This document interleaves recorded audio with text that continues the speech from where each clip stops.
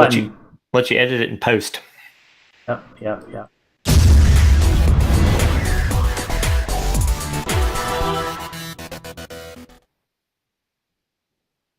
Hey everybody, we got something new here today. Alex and I are going to be doing a DM journal together. Well, it's Alex's DM journal, really, right, Alex? I mean, this is your game that you ran for us over many sessions, and take it away, man. Show us how it's done. Yeah, man. So I thought it would be a lot of fun for members of the community to kind of get a sneak peek behind the scenes or behind the DM screen, so to speak, in terms of why I picked this particular adventure to kind of start our 15, 17, 18 week long campaign, and some of my thought processes. So if you're a new DM and you're joining us for this channel and you want tips on how do I start a campaign? Like, you really want to start a campaign for you and your friends, and you're just not sure where to start, or how do I do this? Then you've definitely come to the right place. Jason and I are going to kind of pull back the layers and kind of unravel the mystery in terms of what's behind the curtain. And so, probably the biggest question I think for this hopefully short episode is why did I pick a burning in New Haven? And maybe even beyond that, probably a bigger question would be how do you start a campaign when you're sitting down to start a campaign? How do you just come up with these ideas of where to start? My son asked me this the other day in the car, Jason, which is why it's it kind of been on my mind, because he said, well, you never had trouble coming up with a campaign or how to start a session. And he's like, you have all these ideas and they just come to you, and then you just go. And I thought about it for a minute, and really, it's because I'm only interested in doing two things. Okay, so if you're a DM and you want to start a campaign, I'm really only interested in two things. The first thing is, I want to put players, particularly if they're a new group or they're just starting a new campaign, immediately in peril. And I know, Jason, you've done that too in your games, for sure. And I know you're a believer in that kind of method too. One of the things right out of the gate is just immediately put people in a dire situation. Am I right? Yeah, no, I totally agree. I happen to think one of the first things that you should say at the start of any session is, okay, let's roll for initiative. Like, it's on. There's going to be and I think I the very first time I came across this, I think, was on the DMD channel, and he was like, if you're starting in a prison, make a cannonball fly through the wall and just start, like, danger immediately. Yep, that's it. And so that piece, putting people in peril, or in this case, a burning New Haven, and why I chose it particular, the moral dilemma, there was innocent in peril. But in any event, there is immediate peril, which tends to bring people together, or brings players and groups together. And so point number one, you want that immediately as a DM. Like, you want to take this cast of characters and you don't want this long kind of wind up or this long kind of build up. You immediately want to throw them in the deep end of the pool, because as soon as you throw them in the deep end of the pool, they're going to band together, and that's when you're going to get some really awesome stuff in terms of role playing, in terms of excitement. That's just absolutely going to take it to an 11, and that's what you want. So that's step one. And then step two is, you really hit on it, Jason. You want people rolling dice absolutely right out of the gate, because as soon as people are rolling dice, they're using ability checks, they're fighting stuff. As soon as people are rolling dice, they're generally going to be having a good time. And so those are really the two things. So in terms of me, giving my advice to my son in terms of what I wanted to accomplish and how it's easy to come up with ideas to start a campaign, it's like, I'm instantly going to put them in peril, and I'm instantly going to give them opportunities to roll dice. So whether you pick a burning in New Haven, where you have an innocent that you're threatening in terms of peril, whether they start out in Moloch with no clothes on and they're in a jail cell, and some poor schlop just got thrown to the jelly or the cube, whether that sort of peril happens, whether they're trapped in a tavern, it's on fire, whether they're suddenly swallowed by a giant whale. Whatever it is, if you put folks in immediate peril, they're going to respond and they're going to do some really cool stuff. And then if you have them rolling dice, you're going to see the fun meter go off the charts. And so that's it. Simple formula. Anytime you can think to do those two things from a session start, that's absolutely what you're looking for. Right. So what about, because sometimes I hear people say that you should start with like a session 0 to create your characters. What are your thoughts on that? Yeah, absolutely. So I'm a firm believer in the session 0, but I feel like the session 0 needs to maybe even happen before you get to the table. And so frankly, in terms of sitting people down and talking about, the world or the characters and where they all kind of fit, and maybe kind of feeling out some of the early role playing and how they kind of fit together. Or when you talk about, how'd you guys come together? Well, you were all traveling on the road together, that sort of stuff. I would almost rather people have that stuff figured out first before the session even starts. And frankly, you can do it in a couple ways. Frankly, I think it's great if you get people together face to face. I think that's always the first thing you'd want to do. That's preferable. Get a plate of nachos and some beer and sit down and relax, or get some pizza and just talk about the world and the characters and do that session 0 first. I think that's great to get people bonding. Or frankly, in this day and age, a lot of us are now, particularly since we've been playing online, we're doing it over chat, right? So Discord has just been phenomenal, right? In terms of people kind of fleshing out their characters, and they're trying out some of the early role playing. And frankly, I think that text-based medium is almost even better because people have time to really kind of think and then type their thoughts. And I think some of the role-playing you get there, when people have time to type it and edit it and kind of massage it and really start to get a feel for their character and eke out some of that nuance, frankly, honestly, it's been some of the best role-playing or kind of pre-session or session 0 type of stuff that I've ever seen. And so I would absolutely encourage that. But I think on the night when you get to the table for the first time on your campaign opener, it's boom, peril, boom, roll dice, have fun. I like it. I agree completely. Awesome. Yeah. Awesome. So I mean, so you're starting off, right? You're gonna boom, peril, boom, dice immediately. How far ahead do you plan to start planting seeds? Like, how do you know where this is gonna go? And organizing that first night of play. Nice. Great question. So the answer is I really don't know necessarily where it's going to go. I mean, I might have a sense beyond, say, the opening room, maybe what the second room might look like, maybe even the third room. But outside of that, in terms of where the adventure might go, I really don't know. What I did, if you recall, Jason, I don't know if you remember, when we were kind of first opening this session, I picked a few things that I kind of planted as seeds from a DM standpoint.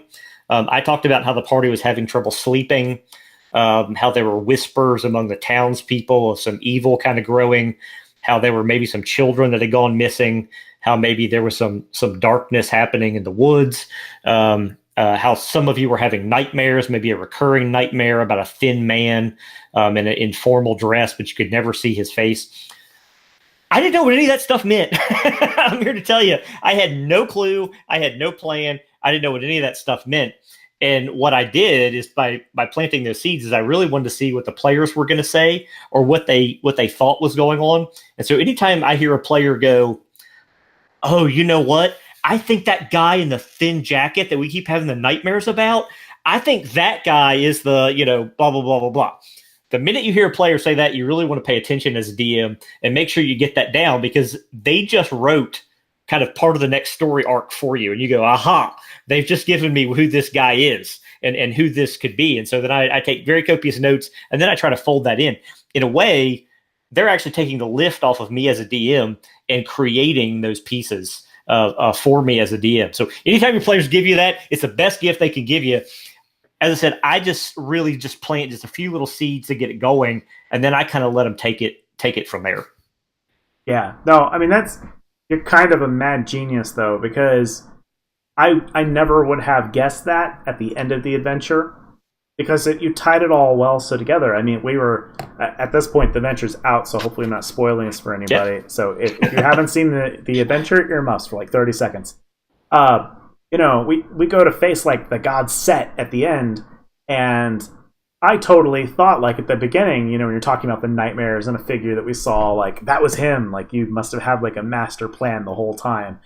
And just brilliantly done. Because I had, as a player, no idea.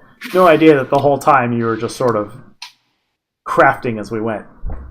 Well, and here's another piece, Jason. I didn't even know that Set necessarily was going to be the main bad guy until Hank happened to mention it in one of our sessions. He's like, "Oh, if the Snake Men and Sarvis are involved, then Set and the Black will we run into Set and the Black Pyramid?" And I went, "We're going to run into Set and the Black Pyramid." Like, there we go. Yes, we're off to the races now. Yeah. So you guys totally fed me all that. Yeah, that's just brilliant stuff. All right, well, so before we wrap up here, like this first map, right? This is absolutely the Burning of New Haven. Anything about the layout, the threat, and the timer, and the treat that's really just struck home with you? Yeah, absolutely. So a couple quick notes. So one, this is not my adventure. This is Hanker and Fernale's adventure. So if you've never gone back and watched the video, 3 rooms to start, or 3 encounters to start your campaign on the Runehammer YouTube channel, absolutely go check that out. It is hands down my favorite video ever. So definitely go check that out. This is one of the rooms that's included, and I thought for my group, it would be a fun way to start, and again, kind of bring everybody together.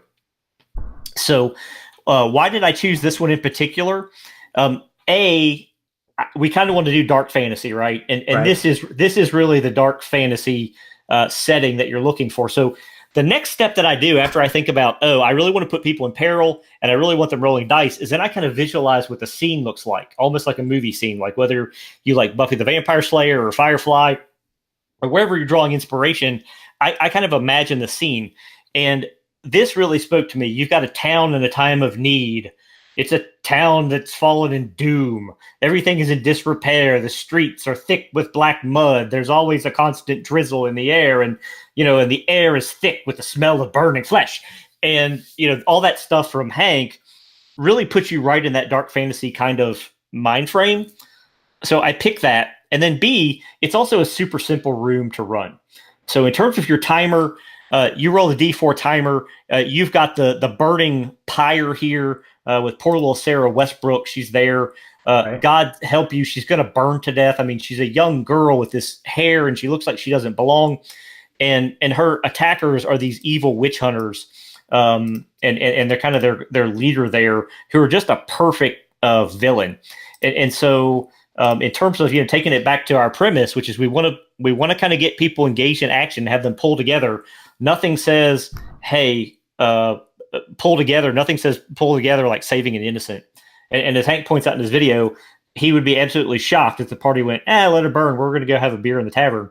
That just doesn't happen. People are spoiling for something to do. And saving this girl from burning to death is absolutely something to do. So that's why I chose the room.